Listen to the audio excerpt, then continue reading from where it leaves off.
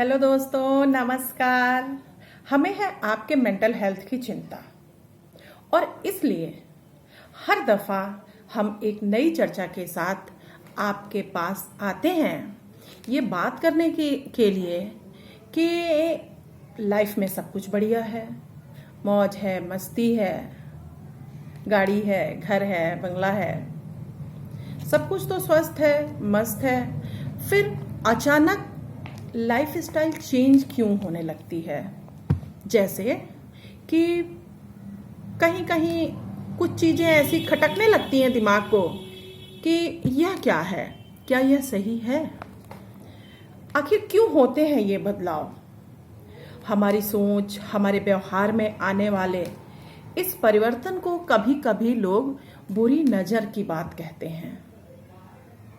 जैसे जादू टोना की बात चलती रहती है। तो दोस्तों, हमें ये सोचना है, क्या हम बुरी नज़र के शिकार हो गए हैं या कहीं किसी बीमारी के शिकार तो नहीं हो रहे हैं? इन्हीं बातों को जानने के लिए आज हमारी इस वीडियो में एक बहुत ही गंभीर चर्चा होने वाली है, जिसको जानने के लिए हमारी वीडियो को अंत तक जरूर देखें। अब तक अगर आपने हमारे चैनल को सब्सक्राइब नहीं किया है तो सब्सक्राइब करें, ताकि हम हर चर्चा कहीं ना कहीं एक दूसरे से जुड़ी हुई लेकर आते हैं। तो यदि हम आपसे जुड़े हैं, आपने हमारा चैनल सब्सक्राइब किया है, तो आसानी से हमारी चर्चा, हमारी वीडियो आप तक पहुंच सकेगी। और वीडियो को अंत तक जरूर देखें, क्योंकि चर्चा की शुरुआत आरंभ में होती है और निदान अंत में होता है। और अगर हमारी बातचीत अच्छी लगती है तो एक लाइक जरूर करें। तो हाँ, हमारी बात चल रही थी हमारे व्यवहार में होने वाले परिवर्तन की। सब कुछ स्वस्थ है, मस्त है, फिर अचानक एक दिन मन क्यों उदास हो जाता है? मन क्यों सोचने पर यह मजबूर हो जाता है कि मेरे साथ कुछ गलत हो रहा है? एक दिन अचानक मन में उदासी दस्तक देती है और धीरे धीरे सब कुछ ध्वस्त सा दिखने लगता है। मन खुद ये सोचने पर मजबूर हो जाता है कि शायद मेरा भगवान मुझसे रूठ गया है, मेरे बुरे दिन आने वाले हैं, अच्छे दिन जा रहे हैं। नहीं, ऐसा बिल्कुल नहीं है। अच्छा बुरा ठीक दिन की रात की तरह होता है। रात का अंधेरा है तो सुबह की रोशनी तो आनी ही आनी है। हाँ, अगर हमें सूरज की किरण देखनी है तो सुबह जागना जरूरी है, मतलब समय से हमें जागरूक होना जरूरी है। हम क्यों खुद को दोषी मान बैठते हैं कि भगवान के सामने ऐसा तो नहीं कि मैंने कोई गलती कर दी है? शायद हम अपने ही किसी कर्मों की सजा तो नहीं पा रहे हैं। हम क्यों अपने अंदर ये अपराध बोध पैदा करते हैं?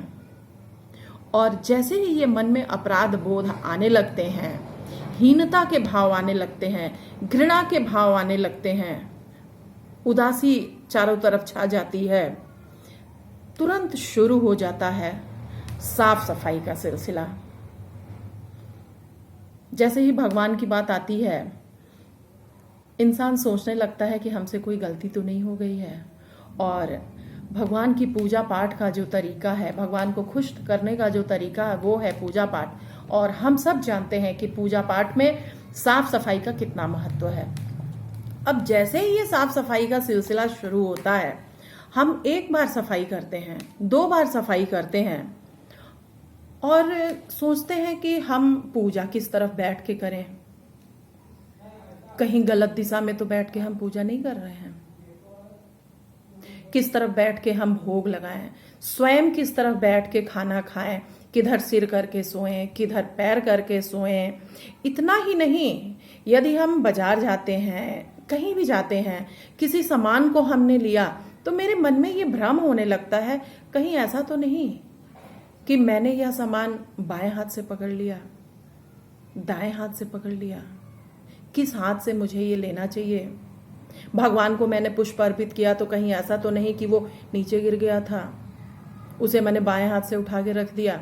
तो इस तरह के चलने वाली तमाम भ्रांतियां जो हमारे अंदर आती हैं, आपको पता है इन हरकतों को देखकर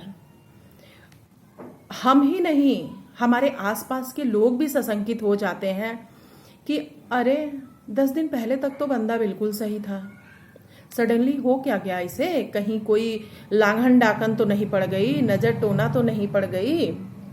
तो देखो ऐसा होता नहीं है कुछ। मन है, मन में विचार आते हैं और यही विचार जो होते हैं वो हमें हमारे कार्यों को करवाते हैं। तो दोस्तों, ना तो कोई बुरी नजर होती है, ना कोई जादू टोना, बल्कि मेडिकल साइंस में इस तरह की लक्षण जब दिखने लगे तो उसे ओसीडी का नाम देते हैं, ऑब्सेसिव कंपल्सिव डिसऑर्डर, मतलब मनोग्रसित बाध्यता विकार।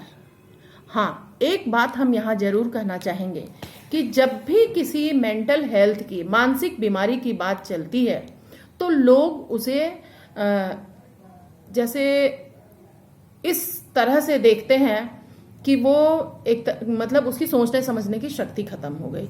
ऐसा बिल्कुल नहीं है। लोग कहेंगे कि मानसिक बीमारी हो गई है।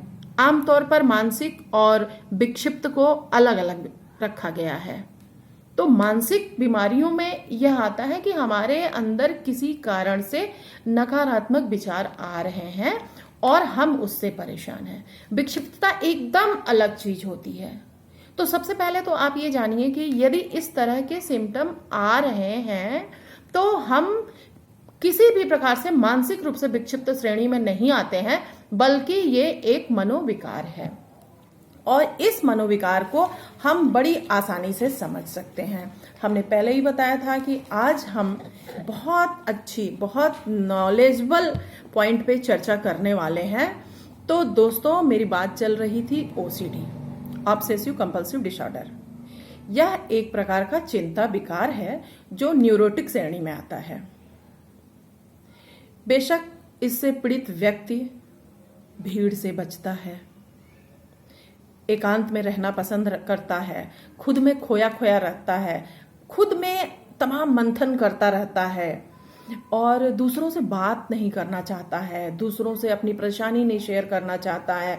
और यदि अपनी परेशानी शेयर भी करी तो अपने हिसाब से ही अपनी चीजों को रखता है, अपने तर्कों के आधार पर ही अपनी बात रखता है। वो अगले की बात को बिल्कुल डिनाई करता है, बोलता है नहीं, आपकी बात यह सही हो सकती है मगर देखिए हमारे हिसाब से ये है और ये तो परेशानी में डाल सकती है। तो देखिए, मन में जो इस तरह के नकारात्मक विचार आते हैं वो हमारे प्रकृति को पूरी तरह बदल के रख देते हैं। ओसीडी पीड़ित व्यक्ति की पहचान करना बिल्कुल भी मुश्किल नहीं होता है। इनके व्यवहार से ये बीमारी परिलक्षित होती है।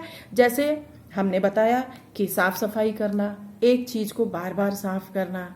अगर वो वॉशरूम जा रहे हैं, उनको लगता है कि हमने जो निक्कर पहना था, हमने जो टॉवेल लिया हुआ था वो कमोड से टच कर गया है या किसी चीज से टच कर गया है जो हमारे लिए गंदगी पैदा कर सकता है।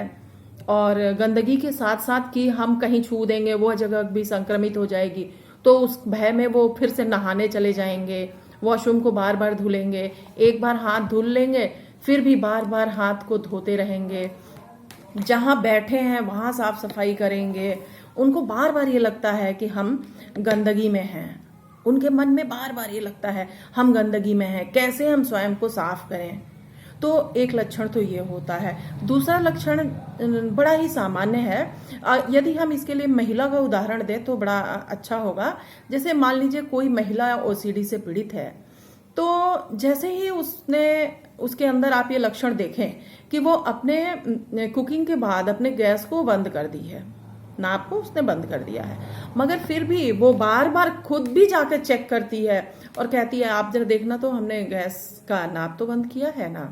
इतना ही नहीं, वो फिर उठ के जाएगी, देखेगी कि हमने जो खाना बनाया था वो ढका है कि नहीं। एक बार देखा, दो बार देखा, कभी कभी वो यदि उसके मन में ये हो जाता है कि शायद हमने खाना ढका नहीं है, और उसके बाद उसे लगेगा कि ओहो इसमें कोई काकरोच, चींटी, कोई किसी प्रकार के इंसेक्ट्स तो नहीं चले गए हैं जो नाली से होकर आते हैं, अब तो ये खाना दूषित हो गया है। और इतना उनके अंदर ये बात आता है कि वो उस खाना को फेंक देते हैं और फिर से खाना बनाते हैं।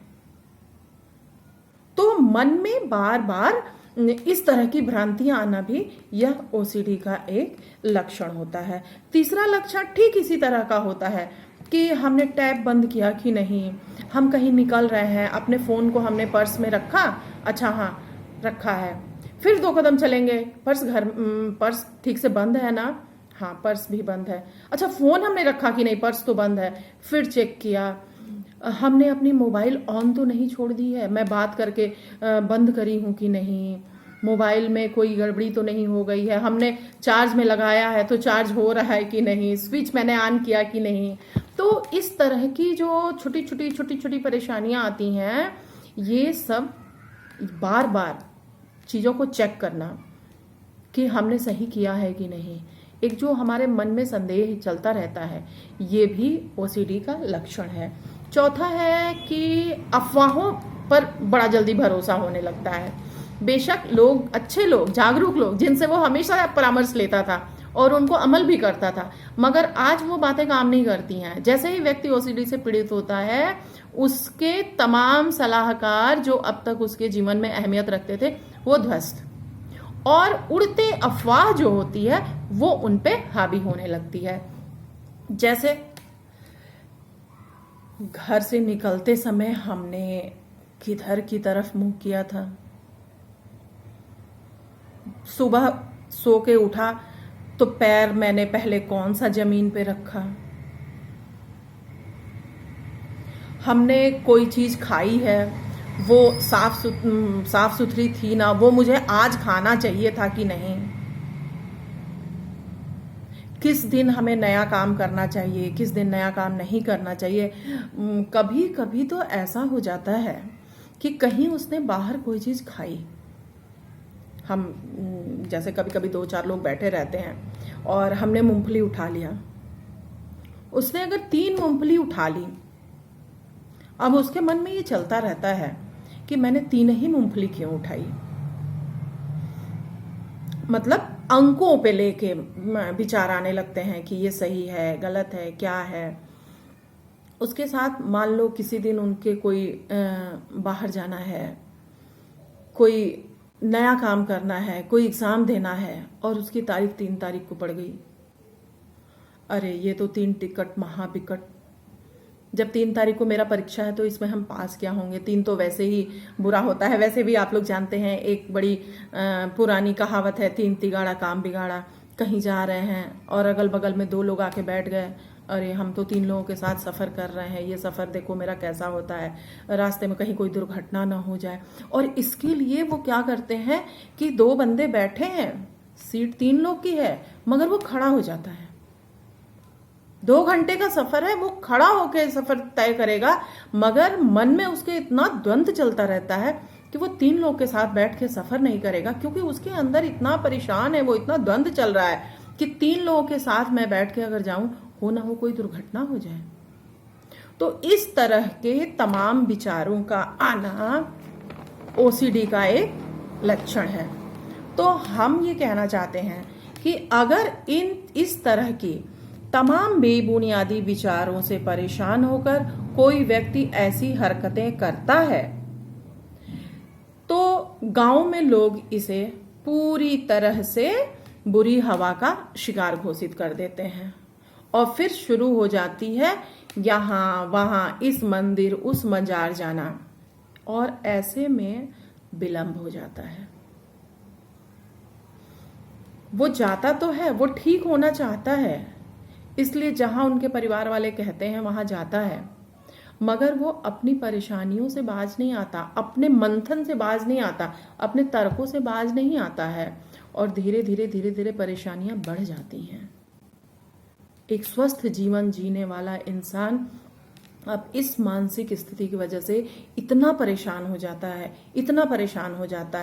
कि उसके मन में कई बुरे ख्याल आने लगते हैं तो दोस्तों हमें बचना है ऐसे हवा वाली बातों से कि जादू है, टोना है।